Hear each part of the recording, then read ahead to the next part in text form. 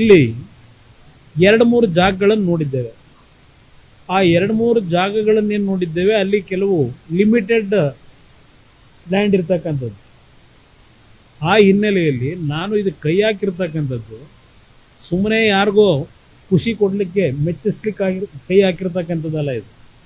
ಇದು ಮುಂದಿನ ದಿನಗಳಲ್ಲಿ ಹಲವಾರು ನೂರಾರು ವರ್ಷಗಳು ಒಂದು ಬಡ ಕುಟುಂಬಗಳ ವಿದ್ಯಾವಂತ ಯುವಕರಿಗೆ ಒಂದು ಬದುಕಿಗೆ ದಾರಿ ಆಗಬೇಕು. ನನಗೆ ಆ ದೃಷ್ಟಿಯಿಂದ ಇದು ದೊಡ್ಡ ಮಟ್ಟದಲ್ಲಿ ಬೆಳೆಯಬೇಕು ಅಂತಕ್ಕಂಥ ಹಿನ್ನೆಲೆಯಲ್ಲೇ ಇವತ್ತು ನಾವು ಈಗಾಗಲೇ 500 ಎಕರೆಯ ಒಂದು ಪ್ರದೇಶ ಎಲ್ಲಿ ಸಿಗಬಹುದು, ಮೂಲಭೂತ ಸೌಕರ್ಯಗಳು ಎಲ್ಲಿ ದೊರಕಬಹುದು, ಕೊಡ್ಲಿಕ್ಕೆ ಸಾಧ್ಯ, ಇದು ಎಲ್ಲವನ್ನ ಗಮನದಲ್ಲಿಟ್ಕೊಂಡು ಇನ್ನೊಂದು ವಾರದಲ್ಲಿ, ಯಾಕೆಂದರೆ ಈ ತಿಂಗಳು 30ನೇ ತಾರೀಕಿನ ಒಳಗೆ ಜಾಗದ ಸಮಸ್ಯೆ ನನಗೆ ಬಗೆಹರಿಬೇಕು.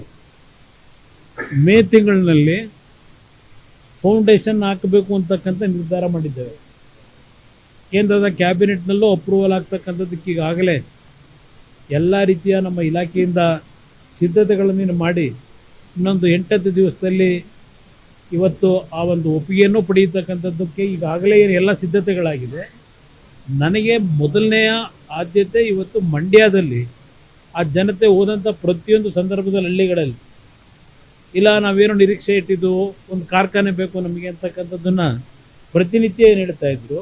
ಆ ಹಿನ್ನೆಲೆಯಲ್ಲಿ ಈ ಕಾರ್ಖಾನೆಯನ್ನು, ಈ ಒಂದು ಟೆಸ್ಟಿಂಗ್ ಸೆಂಟರ್ನ ಅಲ್ಲಿ ತರ್ತಿರ್ತಕ್ಕಂಥ ಉದ್ದೇಶ ಇದು.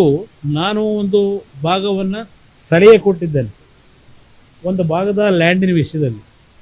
ಆ ಭಾಗದಲ್ಲಿ ನಮ್ಮ ರೈತರುಗಳು ಸಹಕಾರ ಕೊಡ್ತಕ್ಕಂಥದ್ದು ಒಂದು ಭಾಗ, ಅದರ ಜೊತೆಗೆ ಸರ್ಕಾರಿ ಭೂಮಿ ಇರ್ತಕ್ಕಂಥದ್ದು ಒಂದು 500 ಎಕರೆ ಸರ್ಕಾರಿ ಭೂಮಿನೇ ಇದೆ, ಯಾವುದೇ ರೀತಿಯ ಸಮಸ್ಯೆಗಳಿಲ್ಲ.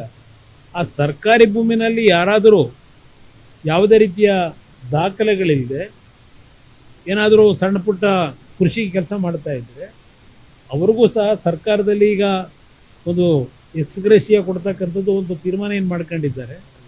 ಅವ್ರಿಗೂ ಸ್ವಲ್ಪ ಅನುಕೂಲ, ಯಾಕೆಂದರೆ ಯಾರೂ ಗಾಬರಿ ಆಗಬೇಕಾಗಿಲ್ಲ. ಆ ಒಂದು ಸರ್ಕಾರಿ ಭೂಮಿ ಒಳಗೆ ಅವರೇನಾದರೂ ಕೃಷಿ ಮಾಡ್ತಾ ಇದ್ದರೆ ಯಾವುದೇ ರೀತಿಯ ದಾಖಲೆಗಳಿಲ್ಲದೆ ಅವ್ರಿಗೂ ಬದುಕಲಿಕ್ಕೆ ಒಂದು ರೀತಿಯಲ್ಲಿ ಅನುಕೂಲ ಮಾಡ್ತಕ್ಕಂಥದ್ದಕ್ಕೂ ಇವತ್ತು ಚರ್ಚೆ ಮಾಡಿದ್ದೇವೆ. ಒಟ್ಟಾರೆ ಈ ಒಂದು ಕಾರ್ಯಕ್ರಮ ಕನಿಷ್ಠ ಒಂದು 500,000 ಎಕರೆ ನಾವು ಗುರುತಿಸಿದ್ರೆ, ಐಡೆಂಟಿಫೈ ಮಾಡಿದ್ರೆ ಬಹುಶಃ ಒಂದು ದೊಡ್ಡ ಮಟ್ಟದಲ್ಲಿ ಒಂದು ಟೌನ್ಶಿಪ್ ಬೆಳೀತದೆ. ಟೌನ್ಶಿಪ್ ಅಷ್ಟೇ ಅಲ್ಲ, ನಮ್ಮ ಮ್ಯಾನುಫ್ಯಾಕ್ಚರಿಂಗ್ ಸೆಕ್ಟರ್ಗೆ ಒಂದು ದೊಡ್ಡ ಹಬ್ಬ ಆಗುತ್ತದೆ. ಆ ಹಿನ್ನೆಲೆಯಲ್ಲಿ ಇವತ್ತೇನು ಮಂತ್ರಿಗಳ ಜೊತೆ ಮಾತಾಡಿದ್ದೇನೆ, ಮಂತ್ರಿಗಳಿಗೆ ಅಭಿನಂದಿಸ್ತೀನಿ. ಅವರು ಎಲ್ಲ ರೀತಿ ಸಕಾರಾತ್ಮಕವಾಗಿ ಸ್ಪಂದಿಸಿದ್ದಾರೆ. ಎಲ್ಲ ರೀತಿಯಲ್ಲಿ ನಾನು ಕೋಆಪ್ರೇಷನ್ ಕೊಡ್ತೀನಿ ಅಂತಕ್ಕಂಥದ್ದನ್ನು ಮಂತ್ರಿಗಳು ಸಹ ಹೇಳಿದ್ದಾರೆ. ಈಗಾಗಲೇ ರಾಜ್ಯ ಸರ್ಕಾರದಿಂದ ಮುಖ್ಯಮಂತ್ರಿಗಳು ಸಹ ಬಜೆಟಲ್ಲಿ 100 ಎಕರೆ ಭೂಮಿಯನ್ನು ಮಂಡ್ಯದಲ್ಲಿ ನಾವು ಕೊಡ್ತಕ್ಕಂಥ ತೀರ್ಮಾನ ಮಾಡಿದ್ದೇವೆ ಅಂತಕ್ಕಂಥ ಅವರು ಸಹ ಘೋಷಣೆ ಮಾಡಿದ್ದಾರೆ.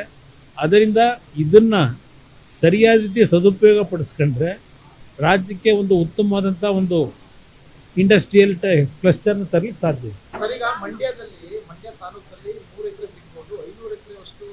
ನಾನು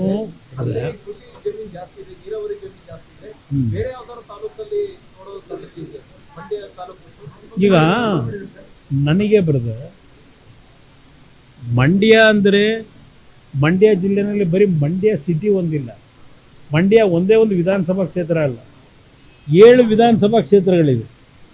ಇಲ್ಲಿ ಬೇಕಿರ್ತಕ್ಕಂಥದ್ದು ಮಂಡ್ಯ ಜಿಲ್ಲೆಯ ಜನತೆ ಇರ್ತಕ್ಕಂಥದ್ದು ಭಾವನೆ, ಮಂಡ್ಯದಲ್ಲಿ ಒಂದು ಕಾರ್ಖಾನೆ, 1-2 ಕಾರ್ಖಾನೆ ಬರಬೇಕು. ಇಲ್ಲಿ 1-2 ಕಾರ್ಖಾನೆ ಅಲ್ಲ, ಸುಮಾರು ಒಂದು 50-100 ಕಾರ್ಖಾನೆಗಳು ಬರ್ತವೆ. ನಾನು ಅದಕ್ಕೆ ಹೇಳಿದ್ದು 20-25 ಸಾವಿರ ಜನ ಇವತ್ತು ಉದ್ಯೋಗ ದೊರಕುತ್ತೆ ಅಂದರೆ ಅದು ಕೇವಲ ಮಂಡ್ಯದವ್ರಿಗೆ ಅಷ್ಟೇ ಅಲ್ಲ, ಮಂಡ್ಯ ಜಿಲ್ಲೆಗೆ ಹೆಚ್ಚಿನ ರೀತಿಯಲ್ಲಿ ಸಿಗ್ಬೋದು. ಪಕ್ಕದ ತುಮಕೂರಿಗೂ ಅನುಕೂಲ ಆಗ್ಬೋದು, ಮತ್ತು 2-3 ಜಿಲ್ಲೆಗಳಿಗೂ ಅನುಕೂಲ ಆಗ್ಬೋದು. ಆ ನಿಟ್ಟಿನಲ್ಲಿ ನನ್ನ ಕಾರ್ಯಕ್ರಮ ಇಲ್ಲಿ ಜಮೀನಿನ ವ್ಯಾಪ್ತಿ ಮುಖ್ಯ ಅಲ್ಲ, ವಿಸ್ತೀರ್ಣ. ಇಲ್ಲಿ ಮುಂದಕ್ಕೆ ಮಂಡ್ಯ ಜಿಲ್ಲೆ ಅಷ್ಟೇ ಅಲ್ಲ, ಸುತ್ತಮುತ್ತ ಇರತಕ್ಕಂಥ ಜಿಲ್ಲೆಗಳಿಗೆ ಅಲ್ಲಿರ್ತಕ್ಕಂಥ ಯುವಕರಿಗೆ ಯಾವ ಪ್ರಮಾಣದ ಆದ್ಯತೆಯಲ್ಲಿ ಕೆಲಸ ಸಿಗುತ್ತೆ ಅದು ಮುಖ್ಯ ನನಗೆ.